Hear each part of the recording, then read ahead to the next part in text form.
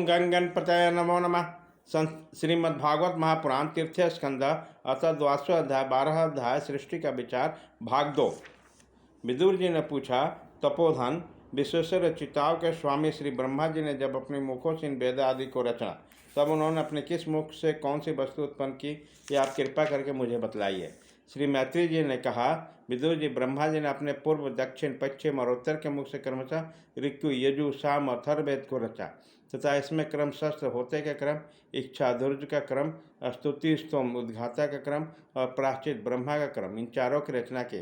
इसी प्रकार आयुर्वेद, चिकित्सा शास्त्र, धनुर्वेद, शस्त्र विद्या, गांधर्व वेद, संगीत शास्त्र और स्थापत्य वेद, शिल्प विद्या, इन चारों वेदों को भी क्रमशः उन्हें पूर्ववादी मुखों से उत्पन्न किया।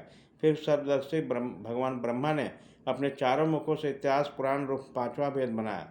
इसी क्रम में षोडशी तथा उपचयन और अग्निष्ठ होम, अप्रत्योम, अतिरात्र तथा वाजपेयी और गोस्व के दो याग भी पूर्वादि मुख से उत्पन्न हुआ। विद्या, दान, तप और सत्य, धर्म के 4 पद, वृत्तियों के सहित 4 आसन भी इसी क्रम में प्रकट हुए। सावित्र, प्रजापति, वाम और बहिर्, इन चारों वृत्तियां ब्रह्मचारी की है तथा वार्ता, संचय, शालीन और शिलोक्ष, ये 4 वृत्तियां गृहस्थ की है। इसी प्रकार वृत्ति भेद से वैखानस से बालखिल्य और दुम्बर और फेनपी 4 भेद बान्य प्रस्तक है तथा कुटीचक, बहुदक हंस और निष्क्रिय परमहंस, ये 4 भेद सन्यासियों के हैं।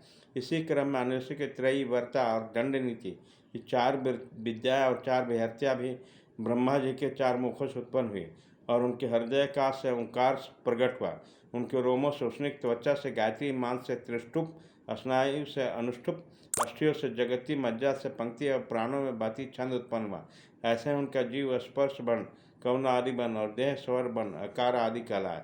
उनके इंद्रियों को उष्म बन, स स स ह और बल को अतस्थ य र ल व कहते हैं तथा उनके कीड़ा से निषाद, ऋषभ, गांधार, षडज, मैदत, धैवत तथा पंचम, ये 7 स्वर्ण।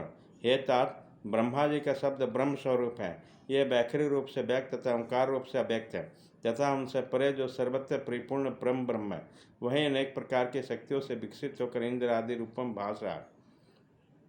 विदुर जी, ब्रह्मा जी ने पहला कामक शरीर जिसे कोहरा बना था छोड़ने के बाद दूसरा शरीर धारण करके विश्व विस्तार का विस्तार किया। वे देख चुके थे कि मरीचि आदि महान शक्तिशाली ऋषियों से भी सृष्टि का विचार अधिक नहीं हुआ, अतः वे मन ही मन पुनः चिंता करने लगे। बड़ा आश्चर्य की बात है कि मेरे निरंतर प्रयत्न करने पर भी प्रजा की वृद्धि नहीं हो रही।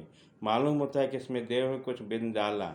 जिस प्रकार यथोचित क्रिया करने वाले श्री ब्रह्मा जी के इस प्रकार देव के विषय में विचार कर रहे हैं, उसी समय अकस्मात उनके शरीर के 2 भाग हो गए। क ब्रह्मा जी का नाम है, उन्हीं से विभक्त होने के कारण शरीर को काय कहते हैं। उन दोनों विभागों से एक स्त्री पुरुष का जोड़ा प्रकट हुआ। उनमें जो पुरुष था वह सार्वभौम सम्राट स्वयंभु मनु हुए और जो स्त्री थी उनकी महारानी शत्रुपा हुई। तब से मिथुन धर्म, स्त्री पुरुष के संभोग से प्रजा की वृद्धि होने लगी। महाराज स्वयंभु मनु है शत्रुपा से 5 संतानें उत्पन्न हुई। साधु श्रीमुनि विदुर जी, उन्होंने प्रिवत और उत्तनपाद 2 पुत्र थे तथा आकृति, देवहूति और प्रसूति 3 कन्याएं थे। मनु जी ने आकृति का विवाह रुचि प्रजापति से किया, मछली कन्या देवहूति काम कदम जी को दी तथा प्रसूति दक्ष प्रजापति का। इन तीनों कन्याओं के संतति से सारा संसार भर गया। इति श्रीमद्भागवते महापुराणे पारमहंस साहित्यां तीर्थस्कंधे 12वां अध्याय।